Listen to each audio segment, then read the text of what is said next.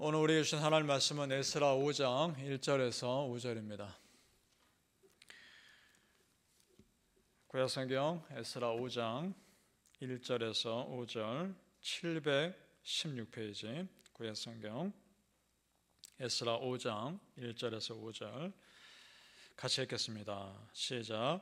선지자들 곧 선지자 학개와 이또의 손자 스가랴가 이스라엘 하나님의 이름으로 유다와 예루살렘에 거주하는 유다 사람들에게 예언하였더니 이에 스알데알의 아들 스룹바벨과 요사닥의 아들 예수아가 일어나 예루살렘에 있던 하나님의 성전을 다시 건축하기 시작하며 하나님의 선지자들이 함께 있어 그들을 돕더니 그때 유브라데강 건너편 총독 다뜨네와 스달보스네와 그들의 동관들이 다 나와 그들에게 이르되 누가 너희에게 명령하여 이 성전을 건축하고 이 성곽을 마치게 하였느냐 하기로 우리가 이 건축하는 자의 이름을 아뢰었으나 하나님이 유다 장로들을 돌보셨으므로 그들이 능히 공사를 막지 못하고 이 일을 다리오에게 아뢰고 그 답장이 오기를 기다렸더라. 아멘. 오늘 새벽 예배하시는 은혜가 우리 성도님들께 함께 하시기를 예수님 이름으로 축복합니다. 아멘. 자, 성전 건축을 방해하는 무리들이 있어서 16년, 약 16년가량 상당한 기간이죠. 성전 건축이 멈췄습니다. 하나님이 이것을 보다 못해 선지자들을 보내셨습니다. 두 명의 선지자 학개와 스가랴를 보내셨습니다. 그리고 그들의 도전의 메시지로 성전 건축이 다시 시작됩니다.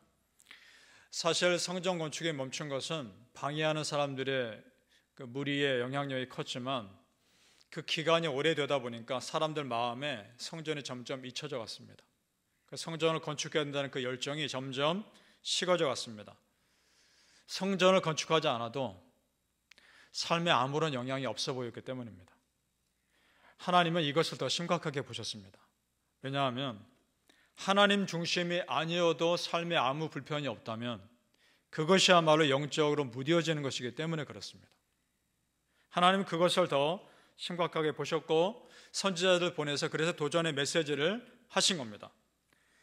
영적으로 중심이 되는 성전이 없으면 이스라엘 백성들은 또 다시 그들의 조상처럼 우상 섬기는 길로 갈 것이 뻔했기 때문입니다. 그래서 하나님은 가만 내버려 둘 수 없었던 겁니다. 1절과 2절을 다시 보시죠. 제가 중간중간 읽겠습니다. 에스라 5장 1절에서 2절. 선지자 학개와 스가랴가 이스라엘의 하나님의 이름으로 유다 사람들에게 예언하였더니 이에 스알데알의 아들 스룹바벨과 요사닥의 아들 예수아가 일어나 예루살렘에 있던 하나님의 성전을 다시 건축하기 시작하며. 아멘. 자, 성도님들, 지금 이 1절과 2절만 보면 하나님이 선지자를 보내셨고 선지자들이 메시지를 전했고 사람들은 순종해서 다시 성전 건축을 시작한 것처럼 그저 그냥 평탄하게만 보입니다. 그런데 실제 이 속에는 긴장감이 흐릅니다. 학개 선지자와 스가랴 선지자의 메시지가 굉장히 강력했던 것 같습니다. 그래서 사람들이 멈췄던 성전을 지도자들이 앞장서서 다시 건축하기 시작합니다. 무언가 굉장한 찔림이 있었던 거죠. 도대체 무슨 메시지였을까? 그것이 오늘 에스라서에는 나오지 않습니다. 학개서에 나옵니다. 학개서 1장 4절에서 5절입니다. 이렇게 되어 있습니다. 이 성전이 황폐하였거늘 너희가 이때에 판벽한 집에 거주하는 것이 옳으냐? 그러므로 이제 만군의 여호와가 이같이 말하노니 너희는 너희 행위를 살필지니라. 아멘. 자, 판벽한 집은 지붕이 덮인 집입니다. 글자 그대로 말하면 그러니까 이 말은 화려한 집을 상징하는 겁니다. 그러니까 하나님이 이렇게 말씀하시는 겁니다. 성전은 황폐하게 내버려져 있는데 너희의 집은 화려하게 꾸미며 사는 것이 정말 맞는 일이냐? 그 말입니다. 그러면서 계속해서 하시는 말씀이 너희의 행위를 살피지니라 이렇게 말하는 겁니다. 그러니까 지금 성전을 건축하지 않고 내버려 두고 있는 너희의 정말 중심이 뭔지를 너희 스스로 솔직히 봐라. 방해하는 사람들 때문이냐? 아니면 성전 건축에 관심을 갖고 있는 너희 자신이 문제인 것이냐? 솔직히 살펴봐라. 그 말입니다.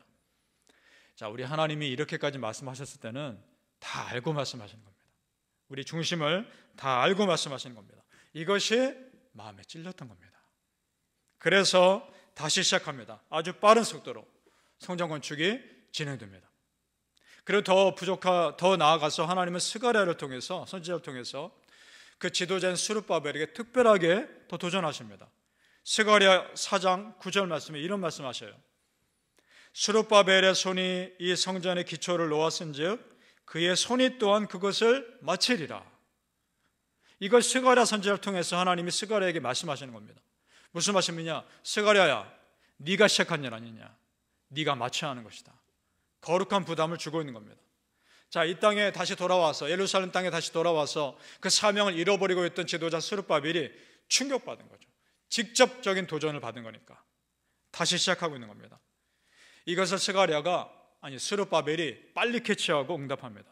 성도님들, 하나님 말씀이 선포됐을 때 겸손하게 받아들이고 즉시에 순종하는 것이 은혜임을 믿으시길 바랍니다. 자, 우리 이 말씀 보면서 깨닫는 게 있습니다. 하나님께서 위로의 메시지를 통해서 우리에게 용기를 주실 때도 있고, 때로는 강한 도전의 메시지를 통해서 우리에게 정신 번쩍 나게 하실 때도 있습니다. 그런 하나님이시니까 우리가 믿는 겁니다. 성도님들, 나도 나를 모릅니다. 내 판단이 정확하지 않습니다. 하나님께 맡기는 것이 지혜입니다. 내가 아무리 똑똑해도 하나님의 지혜를 어찌 따르겠습니까? 그러니까 이스라엘 백성들 생각에는 지금은 성전 건축할 때가 아니라고 여겼을지 모르나 하나님은 지금인 겁니다. 그러면 하나님의 때가 맞는 겁니다. 성도님들, 하나님은 언제나 옳습니다. 하나님은 언제나 정확합니다.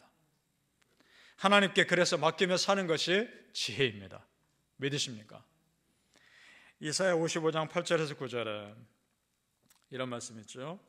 이는 내 생각이 너의 생각과 다르며 내 길은 너의 길과 다름이니라.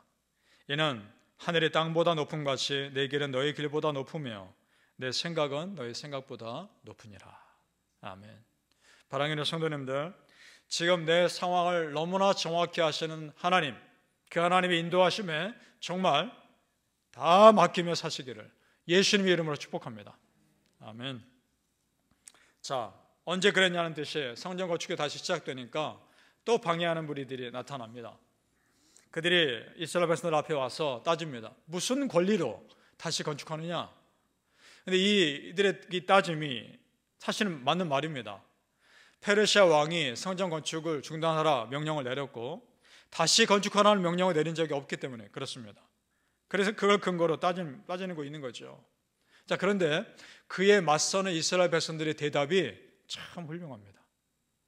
그 방해하는 사람들이 왕에게 고소문을 보내는데 그 고소문에 이스라엘 백성들이 어떻게 답변했는지가 나옵니다. 11절을 같이 읽어보죠. 그것이 11절입니다. 고소문의 내용입니다. 11절 시작. 그들이 우리에게 대답하여 이르기를 우리는 천지의 하나님의 종이라. 예전에 건축되었던 성전을 우리가 다시 건축하노라. 이는 본래 이스라엘의 큰 왕이 건축하여 완공한 것이었으나. 아멘. 자, 보세요 여러분, 우리는 누구라고요? 천지의 하나님의 종이라. 하나님의 종이 하나님을 예배하는 성전을 건축하는데 무엇이 잘못이냐? 맞는 말 아닙니까? 참 멋진 말입니다. 이 모습 보면 누가 생각납니까? 저는 다윗이 생각납니다. 골리앗 앞에서, 그 큰 거인 골리앗 장군 앞에서 다윗이 믿음의 선포를 하죠. 사무엘상 17장 45절에 다윗이 블레셋 사람에게 이르되 너는 칼과 창과 단창으로 내게 나아오거니와 나는 만군의 여호와 이름 네가 모욕하는 이스라엘 군대의 하나님의 이름으로 내게 나아가노라. 아멘. 하나님의 백성이 하나님의 이름으로 나아가는 것이 당연한 거 아닙니까? 그 담대함으로 지금 이스라엘 백성들도 맞서고 있는 겁니다. 반대하는 사람 꼼짝 못합니다. 하나님의 백성이 하나님의 편에 섰을 때 하나님은 우리 편에 서시는 겁니다. 그렇습니다. 성도님들, 우리 뒤에는 하나님이 든든히 계십니다. 믿으십니까?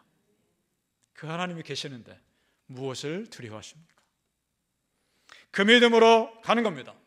그러니까 신실한 믿음, 절박한 믿음이 이 세상 앞에서 나를 담대하게 만드는 겁니다. 언제나 믿음의 길을 방해하는 사람들은 있습니다. 언제나 내 믿음이 성장하지 못하도록 방해하는 상황은 일어날 수 있습니다. 중요한 것은 그것에 맞서는 나의 자세입니다. 그러니까 누군가가 나를 방해해도, 어떤 상황이 내 믿음을 성장을 방해해도 내가 거기서 멈춘다면 그 책임은 나에게 있는 겁니다. 이스라엘 백성들이 성전 건축을 멈추고 포기했다면 그 책임 하나님은 이스라엘 백성들에게 물으셨을 겁니다. 왜냐? 물론 그걸 방해하는 사람들도 잘못이지만 하나님은 그들이 감당할 만하니까 맡기신 것이기 때문입니다. 빌립보서 4장 13절에 이런 말씀이 있죠. 내게 능력 주시는 자 안에서 내가 모든 것을 할 수 있느니라. 이 바울 사도의 고백이 우리의 고백이 되시길 바랍니다. 그렇습니다, 성도님들. 내게 능력 주신 하나님이 계시기에 감당할 수 있습니다. 내게 능력 주신 하나님이 계시기에 내가 이겨낼 수 있습니다. 이 고백으로 우리는 사는 겁니다. 믿으십니까? 사랑하는 성도님들, 이미 내 뒤에 계시고 든든히 나를 받쳐주고 계시고 내 안에 계신 그 하나님 믿으시고 세상이 감당할 수 없는 담대한 크리스찬으로 살아가시길 예수님의 이름으로 축복합니다. 아멘.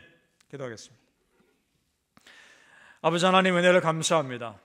나에게 하나님 계십니다. 내 뒤에 하나님 든든히 버티고 계십니다. 만군의 여호와의 이름으로 나아가게 하여 주시옵소서. 세상이 감당할 수 없는 담대한 크리스천으로 살아가게 하여 주옵소서. 하나님 믿는 자가 하나님을 예배하는데 무엇이 잘못입니까? 그런 담대함으로 자신감으로 살아가게 하여 주시옵소서. 내게 능력 주신 자 안에서 내가 모든 것을 할 수 있느니라. 이 고백이 나의 평생의 고백이 되게 하여 주시옵소서. 하나님 감사합니다. 오늘도 귀한 말씀 주셨습니다. 에스라 5장 말씀 통해서 오늘도 우리에게 어떤 믿음의 자세로 살아갈지 도전하셨습니다. 하나님 그렇습니다. 다시 일어나게 하여 주옵소서. 다시 세상 앞에 담대히 서게 하여 주시옵소서. 감사하며 예수님의 이름으로 기도합나이다. 아멘.